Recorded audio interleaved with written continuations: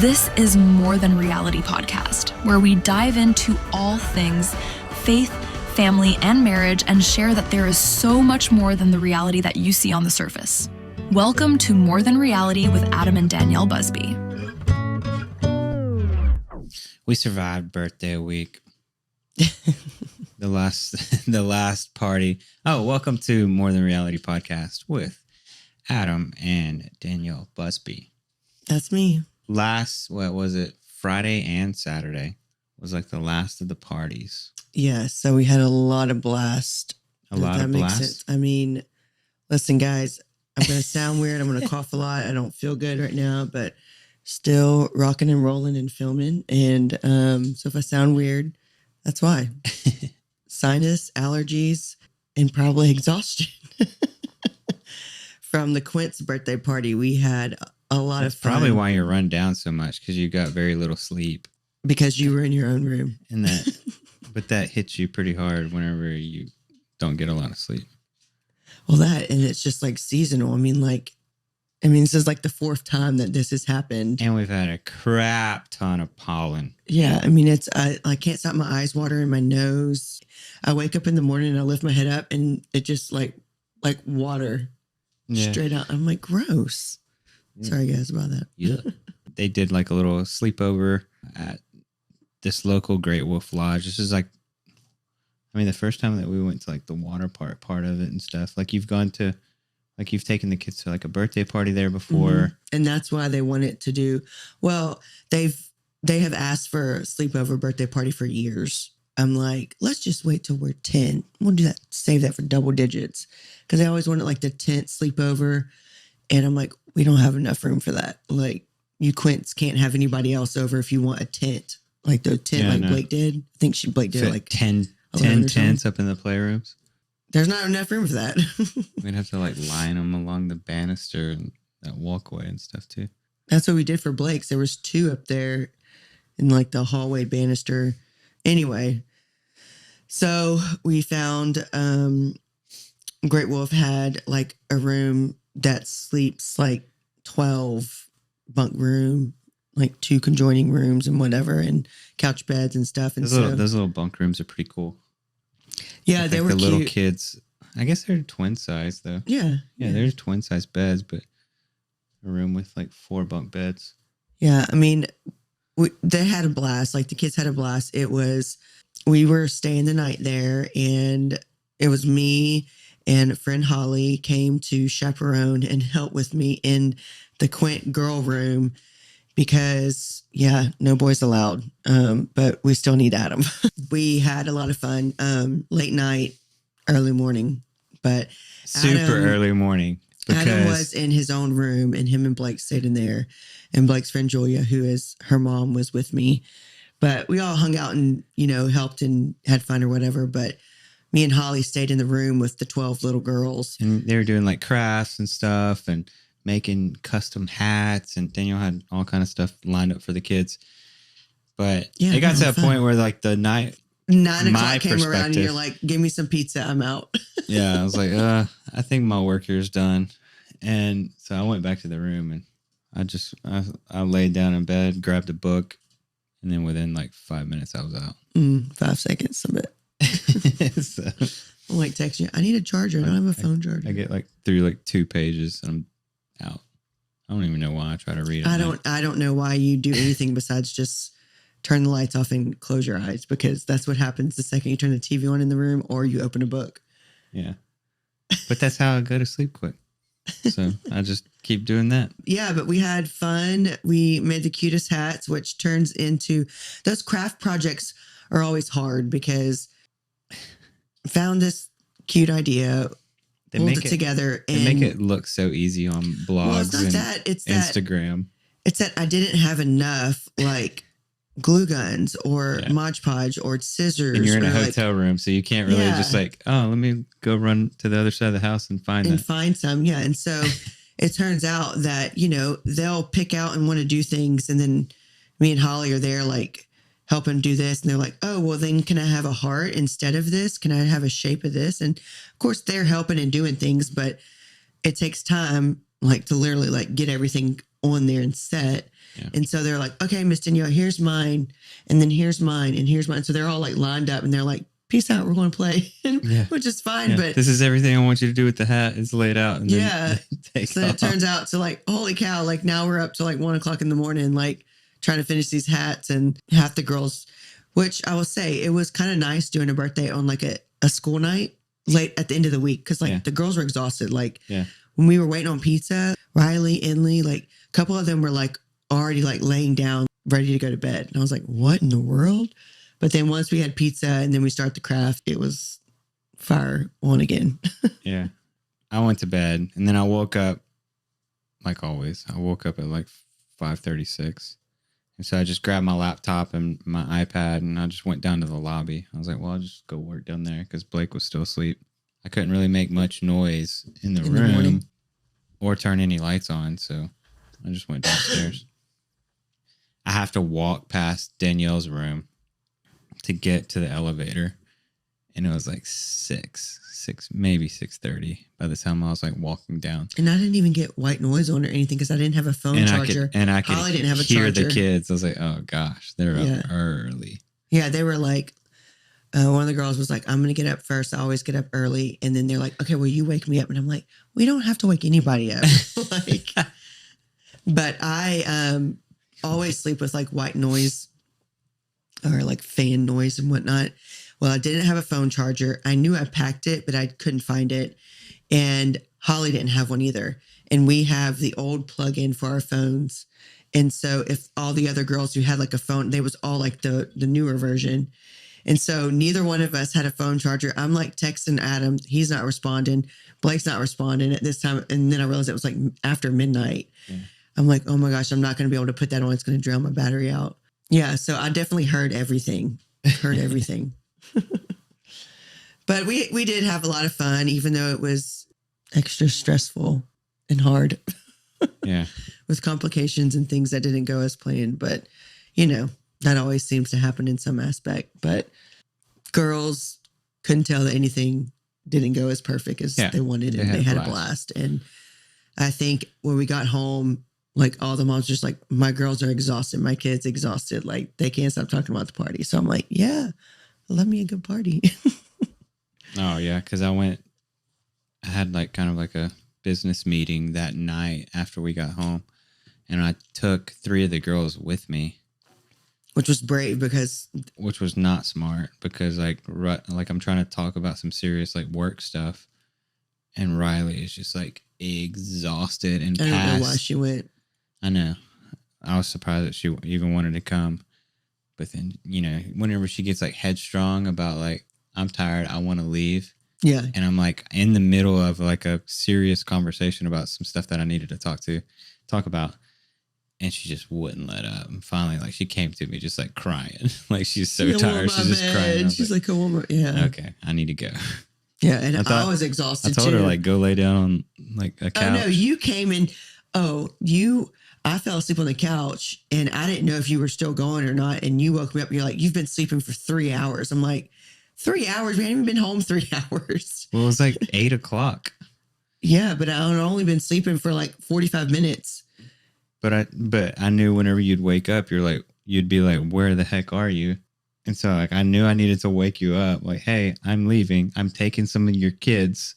Like, you need to wake up. So like, you hear me. I love how you always interpret the way that you communicate. And you're like, why are you so grumpy? I'm like, you literally just woke me up and I don't have the correct she woke demeanor. Up like a grump. Yeah. Yeah. And you're like, I'm leaving. Blah, blah, blah. You've been sleeping for 3 hours. I'm like, whoa. Like, I'm trying to like function right now. I'm exhausted. Get out of my face is what I was saying. Bye. Could have left a note.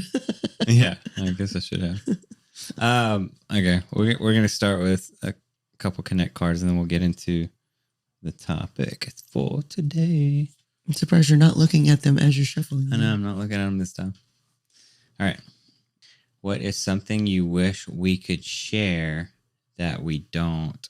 Hobby, relationship, memory.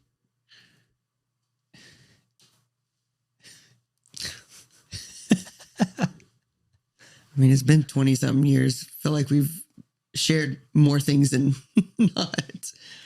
I used to love like the photography and kind of stuff, but it's taken a whole nother level of business and Complexity.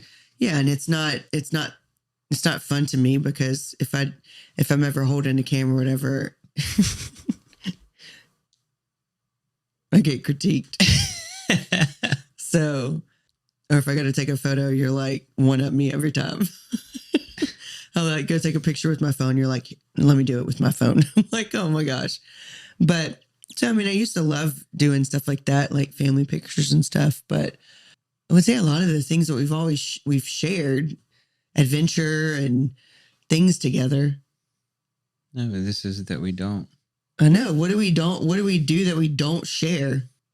Maybe I wish I shared the same interest in the space of, I kind of wish I do, but then I'm glad I don't, like the politics and the media news and like that world of knowledge. But you because that you're learning more and more that a lot of other people that we know, wives, know a lot as well. So what are you saying about me? Because like that's something you never really cared about, and then, I still don't. And then like we'll be in a conversation with a group of people, and it And won't I'm like, who's that? necessarily be about politics, but it may just be like what's going on in the news right now or whatever. And Danielle's just completely oblivious, Like, and everybody's like kind of having a discussion, and Danielle's like, "Yeah, I don't care." but it about doesn't that. bother me. But if there's something that, But you at least want to kind of feel like you're in the know, yeah, possibly. so you can hold the conversation or keep it going. No, literally it exhausts me, and I'm like, can we please change the subject? But if there was something that I wish I had a desire to connect with you, but then I think that would only make it worse for you. Why? Because when you start on a rant of it, it's like never ending. So could you imagine if I was ranting on certain things too? It'd be like never ending. Sounds like a fun night. No, it doesn't. All right, do one for me. What are some of the things that we've done together that you're proud of? I mean, it's a pretty obvious thing of just like kind of done this life, which against really all odds. I mean, you know, we hear so much about like, you know, not many couples survive what we've been through. You know, for one, being parents to high order multiples, you got the cards stacked against you because it's like high stress, high pressure situation. Couple that with running multiple businesses and companies and trying to keep business afloat. Couple that with having a television show, filming every bit of it. That's super high stress. And then just having a very public life on social media and stuff like that. And just like, you know, the typical critiques of the world that, you know, still, they don't necessarily bother you. I mean, they still get under your skin every now and then just because it's just like, okay, that's stupid that people would like say something or whatever. But because like half the things that people say, it's stupid, like ridiculously ignorant comments that they just don't know, you know? So like all of that kind of piled on top of us, and we've still I mean, here we are 10 years later, like still together, just started a podcast, like super open about just our wins, our losses, our, you know, just opening up to the world and stuff, and like showing you like this is real, this is who we are, and not just like living this like kind of fake life of just like faking it. So I mean, I'm proud of that. I'm proud that we've beat all the odds in doing what we're doing and being able to, you know, kind of still like sustain our family in this household and raising our kids, you know, in the church, and, you know, keeping that Christian godly influence as a priority in our own marriage and on our kids' lives and stuff like that. I mean, it's hard to do. It's hard to do nowadays, you know? Yeah. So So you're proud of our life. That pretty much sums it up. I mean, I'm pretty proud that we've been able to like do what we've done. And some days it feels like the world's rooting against you. Yeah. Or just like already assume that like you're going to fail and, you know, you're just going to end up like everybody else, you know, that's kind of been in our shoes before. Still rocking. I'm rolling. So what are we talking about today, Buzz? Speaking of Buzz, I told Blake. What? I showed her that ID Buzz Volkswagen. Volkswagen Bus. Oh my God, it's so cute. I want the green and white one so bad. It's really a van, but it's called the Buzz. ID Buzz. I even looked into it. I even looked into it. Like, would this be a feasible option to even like replace the bus that we have? No, it's not. No, we'll never get rid of the actual bus. It's not big enough. But that sucker's paid off. We could. I want to drive that sucker till the wheels fall off. We could get rid of the truck and get the ID Buzz. I did tell Danielle. I was like, I would actually. No, you would look weird in that. I would actually trade my truck in for that thing. And it's called Buzz. I know. It's like meant to be. Come on, Volkswagen. Give us a little sponsorship here. Yeah. Give me a $65,000 car. I like the green and white one specifically. I don't. I saw the orange. Which color do you like? Either the all white or the white with the blue. No. Yeah. You got to have the color on it. I love the green one. I saw the orange one on the road the other day and I was like, it's so cute. But Blake's like, I would never be seen in that. I said, yeah, you would. And she's like, no, I would walk to school. The thing that kind of made me scratch my head with it because minivans, and it's like a mid-sized van, but minivans, they're kind of rated by how many cup holders they have. Like that's a big deal for a minivan, like to have a lot of cup holders because you're transporting a lot of people all the time. Like everybody needs a place to put their drink or whatever. And this van that VW made, for some weird reason, they did not, the middle row of seats right behind the drivers and passengers, there's no cup holders. Like, so people like get in the car with like whatever. Like not even like the center console, like or anything. No cup holders. There's cup holders in the third row. Back. And the driver passenger have a cup holder. But the middle row, there's not a single cup holder. On the door? No. That's weird. It is weird. That's made me scratch my head. Like, why would they go through all the thought into this vehicle and not put any cup holders in the middle row? Yeah, it's interesting. I would have never thought about that. I wish we shared that same almost knowledge turned me off. That right there like turned me off. It is kind of weird. And I would never even sit there. But like, I'm just thinking about my kids getting in it and they're trying to find a place to put their cup. Like if we had to stop for fast food or whatever on the way home. The seat, how the arm, like the seat middle thing comes down between the two. Nope. None. That's weird. I've never known a car to not have cup holders on the middle, like in the back seat. But they got cell phones sliding pockets and behind the seats. Well, maybe you can slide a cup in there. No, you're super thin. So today's episode, we're going to talk about when life feels overwhelming. And I think we kind of like touched on that a little bit last episode. You didn't say what episode it was either. The last episode was 28. This is 29. Yeah, because we hit on that a little bit, just talking about peace. Yeah. And I feel like our life does get overwhelming pretty easily. You know, like there's just the amount of stuff that we have to juggle. Yeah. I mean, like, for instance, like right now, like we're approaching this phase where bathrooms are important. We've got a teenager who's 14 and then 5 10-year-olds. And we're jumping into this stage of no one really showers together. They want to be by themselves. They want alone time in the bathroom. Which makes everything take way more time than it used to. Yeah. And so like, that's a big deal. So thinking about, okay, well, what do we do about this?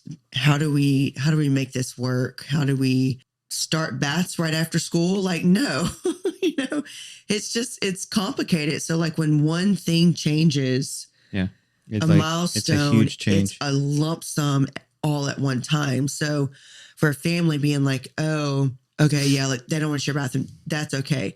But when you've got 5 of them that are like all the same age. They all got the same grade. They all need to go to bed the same time. Like, so they're on this same like routine and schedule. It's just really challenging whenever we don't have enough bathrooms to accommodate. And this might sound so, what's the word? Something stupid to complain about. First world problems. Yeah. And I mean, yeah. So I hate complaining about it, but it's so frustrating in where we are in this level of understanding that like everything is getting more independent and more divided versus things still being together. And so even in our bathroom, we have like a shower and then a tub separate. And it's like, well, she's in the shower. Well, go get in the tub. Like, it's fine. We all got the same parts. And I'm like, they're going through that phase where they're starting to like not necessarily want to be like seen. Mm-hmm. And I'm like, homegirl, we all the same except your daddy. And those limits have been cut off years and years ago. Like, no one goes in the bathroom when daddy's in there. And so it's like that embarrassment. They're starting to learn that, or like, I don't know. And so there's just a lot of things that we're stepping into, which is overwhelming. I mean, I have like a few little like bullet points or whatever just to like hit on, but one of them is how it feels to be stretched thin as a parent and a business owner. And it gets overwhelming some days because like, you know, whether it's like days where you need to be out of the house most of the day because some stuff going on up at the store, or you get so involved in like so many different things because you have stuff going on at the store, you have stuff going on with church and like women's groups and activities and Bible studies and stuff, and like juggling all that. But then, I mean, for the most part, most days I am able to do what I do from our home office. You know, that's and a lot of things I can still do. But there's days where I have to be like, I may go out on a photo shoot and I'm gone for literally 8 hours before the kids need to leave for school. I got to be out of the house. And then, dinner time. Till 5 or 6 o'clock. I mean, I'm walking in the house right at dinner time. You know, those make for very stressful days. And then especially if we have like kids with sports or extracurricular activities after school and stuff, you know, things just get overwhelming and you feel like you're so stretched thin, you know, in a sense, like you feel a little bit of like guilt. I do. I think you've kind of come to the understanding that like you need that time and you'll prioritize the time. But like for some weird reason, like I still have this like guilt about just like having me time, or, you know, separating time for myself, or, you know, I'll tell people no a lot. I think it's just because like that sense of like overwhelmness creeps in. Like I feel like I'm not doing enough. Because like on a day where I have to be out of the house all day and work, I feel like I'm missing out, and I feel like I didn't contribute that day. And that's what I felt like a lot whenever I went, you know, and I stepped away from my career, because I mean, that was like 100-fold like what that feeling is now. But, you know, I felt anytime I'm not in the house, I feel like I'm not there to help with something, or if something gets overwhelming, or Do you think that's a you thing, or do you think that other dads and men can relate to that? That's a good question. And I was actually just thinking about that. Like, is that me? Because I don't just think because that a of lot like of dads... my temperament or my character. Or it's just our situation as a family. Like, I know what it takes to like run this house. Like, whenever I'm not able to be there, you know, on a given day, like I just feel. Do you have FOMO? It's not even FOMO. Like I feel guilty. Like I feel bad for not being home. And I don't know. That's not any other dads or any other wives that are like hearing this. I'm like, oh yeah, like my husband's voiced that, or any other dads that are watching this. Like, do you have those same feelings? Yeah, but a lot of that stuff too comes down to like, I have a lot of friends that like no problem. Like they'll leave and they'll be gone all day and they'll play golf and do that all the time and stuff. And like they'll ask me, I'm like, no, I would never like I do that maybe a few times a year tops nowadays. I used to do it more often, but no, I'm not just going to go like Yeah, but I also think it hang out depends on a on golf like course for six to 8 hours. it also depends on the age of kids too. Yeah. You know, like we're still like in a Yeah. busy season with our kids. Yeah, They're where we have to be like really hands on still. still having to do for them a lot. And so that's one aspect. But I do think do you think that just being home is contentment and you're here?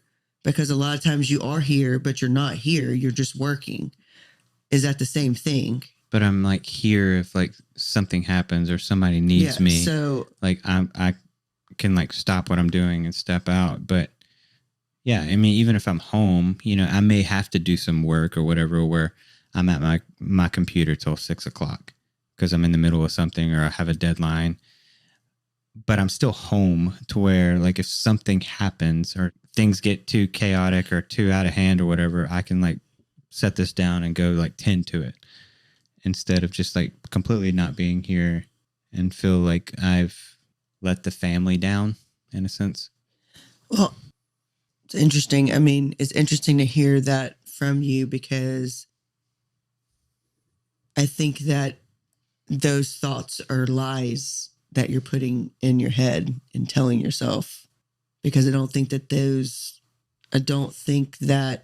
in a sense that when you're gone out of the home that you're not contributing in a way. I mean, and this goes back to like old school of like the men work and the moms stay at home and yada, yada, yada. It's like, and it could those be, I mean, I hear you. And honestly, that could be like how I was raised. And like my dad, like my mom stayed home. Well, my mom worked up to a certain point and then she retired from teaching and then she stayed home. And then, you know, my dad was sole provider. And I don't know, maybe that's just like that was like ingrained in me.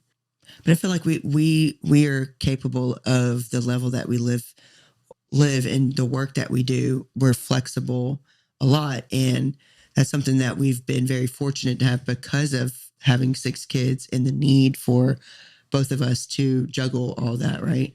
And the desire in our hearts that says we want to be the parents who are the ones doing. I don't think it's wrong for you to not be in the home when it's something that's involved with work. Yeah. And then I also go back to like when like there is certain periods of time like in what I do in my job where like coming up in May, I'm gone more than I'm home. Like literally in another state, gone more than I'm home for that entire month. And so it's in a sense like, yeah. So what does that make you feel? I think of all those times that because, you know, I have to be there. And so it's almost like my guilt is almost like making up for like me being away. I don't know. I'm kind of just fleshing out thoughts in my head as I'm talking, but I'm trying to understand like where you feel like you have guilt because babe, I'm badass. Let me just say it. And I don't know why you think that. I don't know if other dads like feel this way, honestly. But that's the curious thing. I think dads that. But even like some of my other friends that I do hang out with and do stuff, their kids are mostly different stages of life where they're a lot more independent and like not really need to be as hands-on. Yeah. So it's easier for them, in my opinion, it's easier for them to like step away and go do stuff because their kids are so self-sufficient. No big deal. Or maybe it's like PTSD and like flashbacks from whenever like I went through, I don't know, maybe I just haven't completely worked through stuff and I still have that like guilt of not being around when they were babies, like early on. Maybe so. We should look into that. Maybe it's like a PTSD thing. Because I don't think it's true because like we talk often about how important it is, like just like for mental health too, just to have our quality time as marriage couples, quality time as family, quality times as Danielle, quality times as Adam, like separate, and how it might not replenish you in a way to be like going to play golf with the guys. But guess what? That is something you do need. You do need to still be Adam. You still need to be Adam the friend. You're not just Adam, Danielle's husband, dad to 6 girls. Yeah. You also are a brother. You're a brother-in-law. You're a friend. And those are important too. You still need community. And we speak a lot about how community is so important. And if you're not making time to involve in those type of things, then you're slacking on that community aspect that other people can feed into you and as you can feed into others. And so I do think that there's something else underlying that's keeping you from saying like you're the guilt of it, but we know the guilt doesn't come from the Lord. And so it's not true. Yeah. What you're feeling, you just have to work through. Why do you feel that way about this scenario? And we both are very different when it comes to like stuff like that. I mean, I have FOMO and missing out on anything when it's like with the kids, but we've also had to juggle a lot of divide and conquer. Yeah. And we rotate. And so that's been okay. But there's a lot of times like if, I had to work a Saturday and, there was a soccer game or there's volleyball this or whatever, and you can't go. And it's like, that sucks. But I know it's not all the time. And so this one time, hopefully they don't remember that I'm not there this one time, but they remember every other time that I was there and how important that is. Yeah. Try not to look on which this is from being more than reality. You are very much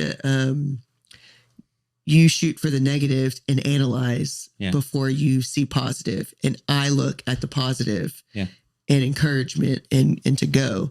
You would dwell on the fact that you're missing this one thing, even if it was for something you wanted to do, you want to go, like all these things, versus knowing that you've had countless number of times with the kids on these events and whatever. And, I mean, we can't be here every beck and call, I mean, we do have to financially support our family and have to divide and conquer and do things that we know we have to do. But I don't want you to feel that you can't do that, because I know it's important how much I need it. I know you say it doesn't mean the same thing to you to go out, like hang out with the guys or whatever, but it's still important.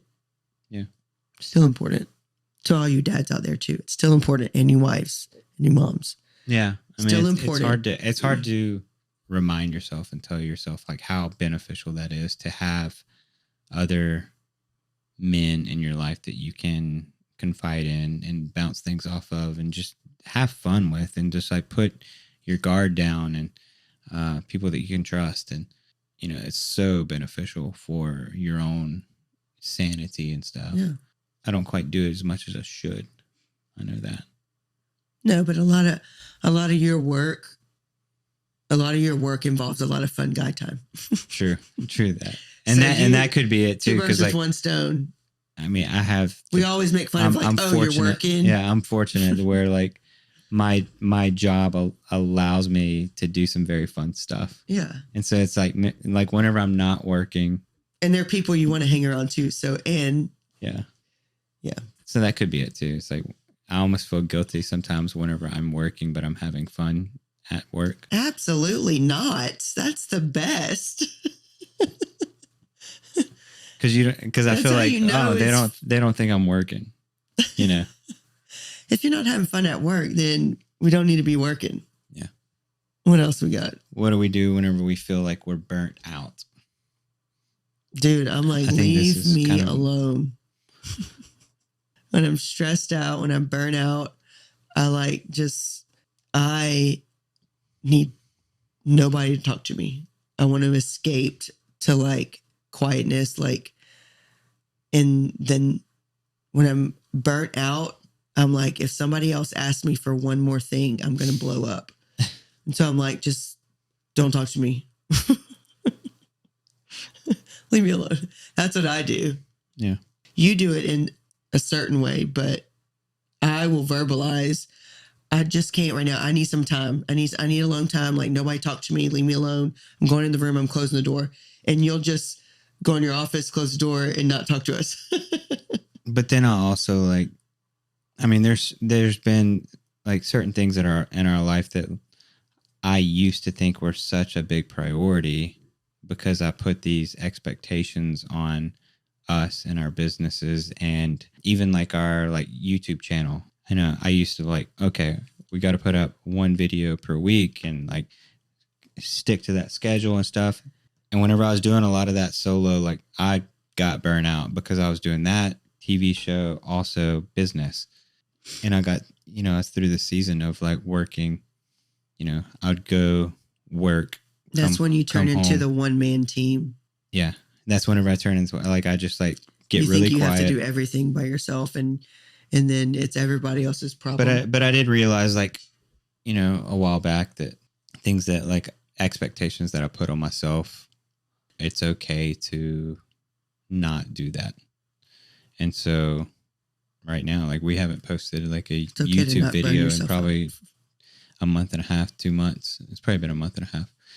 And I'm okay with that because I know whenever I get into that mode, because there's going to be seasons where, we need to like buckle down and do some stuff, and bang out some content. But I have so much going on that I don't make that the priority. I'll let those things slide to like save my sanity, save me. And I'll go to the gym, make sure I'm going to the gym and making sure that I'm hitting those things. And that's what kind of replenishes me and fills me back up. So you like. But today, like I went up to the office and I came home. There was nobody here. And I knew that like there's some stuff that I need to do. But I mean, I literally took 30 minutes and I sat in my office in this chair with the lights out, nothing on. Like my cell phone was over there. And I prayed for 30 minutes and just like, I listened to this podcast this morning and just like talking about just in a sense, like I feel like I'm in a season of like just feeling like attacked. And like, I feel like there's a lot of stuff like attacking us right now and kind of coming at us from a lot of different angles. And I literally just sat here and just like tried to listen to God. And what'd he say? Did you hear him? One thing scared me and I didn't know what it meant, but you're gonna say it on this microphone? No, he didn't say it. Like it wasn't like God speaking to me. It was just the podcast. Like I had this like picture come into my head, like scared me to the point where like I started screaming, and because like I'm just sitting there like just like trying to just be here in the presence of God, us as believers in Christ. Like he is within us. He is part of us. Just trying to just like focus and meditate and like on that. And then all of a sudden I just saw this like rush of just this face, like right in my face, like just with like clenched teeth, just staring like straight into my eyes. And I just like jumped back and like it gives me chills right now. And I just started screaming. I don't know what that meant or if it was like. Whose face was it? No, it was just what I would envision a demon. Dude, that's scary. Yeah. And like it freaked me out. Do you feel like you've had that dream before? I was praying over our house. I was praying over like our home and our family and our businesses. And then all of a sudden it was just like, yeah, I'm attacked. Like it's almost like just like showing up like, yeah, like I'm coming after you. That's what it felt like.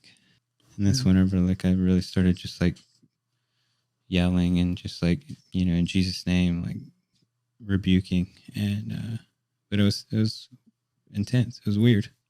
Yeah, can get weird sometimes.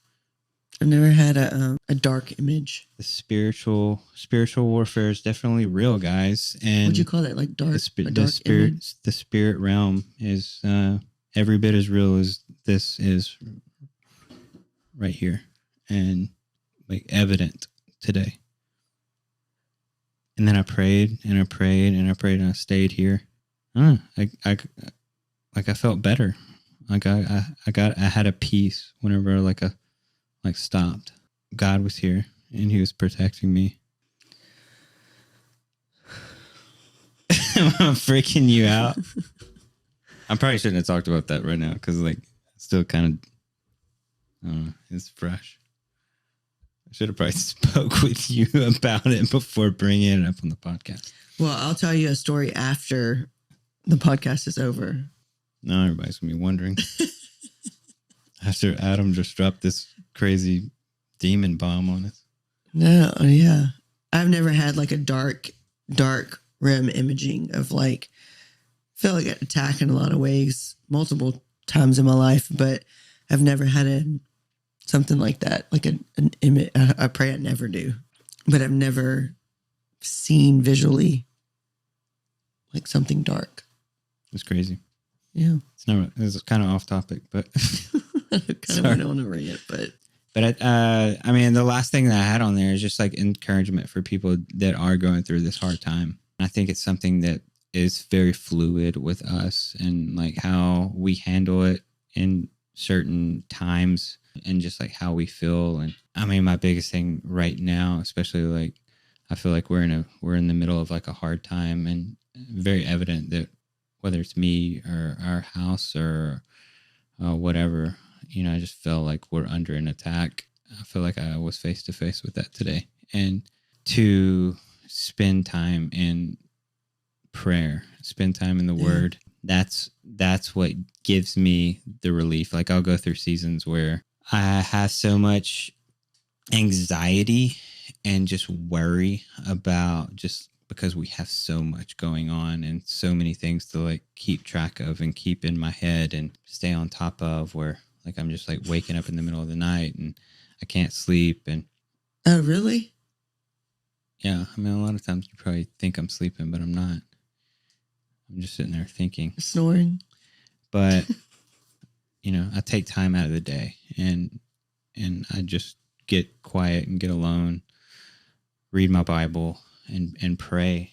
And usually that anxiety that I had earlier subsides and I'm able to kind of go on with the day. And that's like the biggest thing that's helped me like through seasons of just like anxiety and just feeling overwhelmed. And for me, that's the only thing that like gets me through that. Like I'll talk with like a few like close friends or whatever, and like they'll pray for me and stuff like that. But like I'll be more so intentional about just like spending time just like meditating on the Word and just like speaking to God and just like asking Him to, just seeking wisdom and peace and just guidance through, just asking God just to show me. Mm-hmm. We've just a few weeks ago, like Brian was speaking up on stage and just like, God is not going to reveal everything to you. He may just light your path to take one more step, and just asking God to like show me what my next step should be so that I can take it and I'll pass that test, but like show me where my next step is. So one step at a time. Yeah. You got anything? I got a lot. Yeah, I mean, it's so interesting how different we both are. And one, the way that we process, the way that we communicate, the way that we experience what's hard for me is not for you. What's hard for you is not for me. Like, I'm not an anxious worrier, but I know you are, but you're not very verbal about a lot. Not at all. So you tried to still have like your man up, act like things are fine. But if you tell me you're not sleeping and all these things, like you're very good at hiding it, And so it takes a while for it to be like exposed in the world of like, for me to see, mm-hmm. Because, your work is here and home. It's in your office. There's not a lot of different things like, so I think that what you need to do is get yourself more breaks and divide your days up. And then you're out in the yard or like working on your truck or working in the garage. Like, when you were on carnivore diet, when I was like, you still like the weight that you're putting on yourself is not meant to be alone. And I think that that's advice for everybody is community is important to walk life with. And if you're struggling in any aspect, there's someone who I know, whether it could be your neighbor, your sister, your friend, your brother, someone at church, there's somebody that a counselor, therapist, online counseling, whatever, like get to talking to somebody, because you can't hold that stuff in, or it's only going to, I'm trying to think of the word before I make up my own word, spiral down with anxiety and the worry and stuff. And so there might be things that I like think about or worry about, but I don't hold on to, I don't feel like I get anxious in those type. I don't really feel like I ever do. Then there's been times, but I do think that the rim of what we've kind of been like, God's kind of been revealing to us over the last maybe like 6 months or so, and just changes and overwhelmingness of different paths to start taking. It is a lot. It's very heavy. A lot of big things that, I kind of even randomly brought up, I think last week or the week before. And Katie's calling me like, what the heck is going on? I'm like, oh, wait, what did I say? But I do like this podcast form, just to be able to, in all honesty, it helps. I don't have a problem talking. It helps you talk. Mm-hmm. It helps you feel. And if this is what it is, like, it's fine. Like, number one thing for people who are struggling is that don't walk it alone, and even as a married couple right here, and he's telling me some things that I know these things, but I'm not knowing the weight that it's feeling on him, because he doesn't want to show me that in some aspect. As much as you do at times, you're very cautious about how you're feeling, probably because I am a lot more expressive. Maybe you think that you need to protect that more or not. And I don't really know, but I do think that I probably should have more time where I'm like more or less asking you the questions instead of expressing how I feel or what's overwhelming me or whatnot. But, I'm a verbal processor, so I have to say those things. But I think that's my biggest takeaway for people struggling, is that God's word is living words. And when I find myself wrapped up in scripture and doing Bible studies and having conversations with other people, like trials just are not as weighted, and they are not as hard, because I am reminded by encouragement from community or people that there's always hope. And I'm reminded in God's word that he's always there with me, and he already knows what's next, that we need to remain in trusting in him for the journey that we're going on. It's never going to be easy. It's never going to be perfect. It's never really going to be exactly what we want. And I think that we're a story of testament to that, like walking in faith and walking in trust that God will not deny you, and you will not be his sons and daughters. If you know our story and you've heard these podcast episodes where we've talked about, the trials that we've walked through with infertility and quintuplet pregnancy and the NICU, and like holding on to that faith in all those moments of there's nothing I can do. And whether you're in financial stress, job stress, relationship stress, whatever that might be, like God is there to bring you comfort and to assure you that like there's beauty on the other side of whatever he's going to send you through. Community is good to keep you encouraged and to direct you back to, I always say, what is it that we do know? What is it that we do know? And we have to remind ourselves that we do know that God is good, and God is just, and God is hope, and God is loving.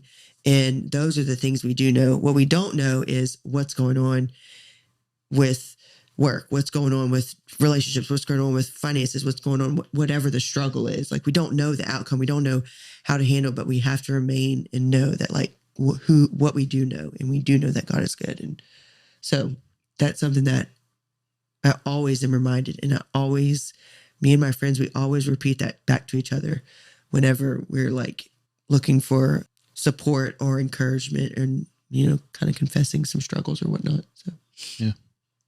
Hope this podcast was I mean, it was a lot of it was insightful and open in kind of like, okay, it's a different level for me, kind of hearing, my husband kind of like share, but I love it. I love being able to hear you be a little bit more expressive about things, because we talk about these things that men don't always have to be tough. Yeah. Even as much as you say that and preach that, and me too, it's still hard. It's still hard. It's not easy. So thank you for being a little bit vulnerable there. Yeah. And I feel like, if there's any of you out there that kind of feel those same things and like those thoughts that I was kind of trying to flesh out that I didn't really fully have together, like if you agree with that, I mean, like, let us know. And like, you're not alone, in those thoughts and those feelings and stuff. And, there's some feelings that are just very isolating. Yeah. And I feel like a lot of men and dads and husbands can relate to what you're saying, because it's a very, like, it's still part of that comes down to like the stigma of men and having to feel like they have to weigh that. But what we do good together is work at a team. Yeah. And we've always said that. We know when we're a team, we work good together.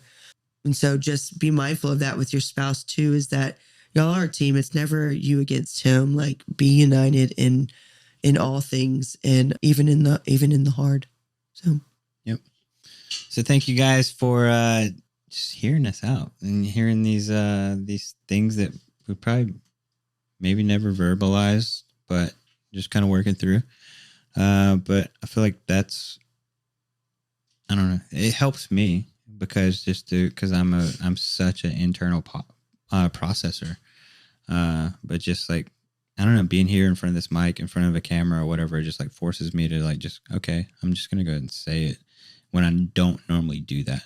So, thank you guys for sticking around for episode 29. Every time I ask you a question, I'm just going to put a mic in your face. A More Than Reality podcast. Thanks for listening. And we'll see you in the next one. Love you guys. Bye.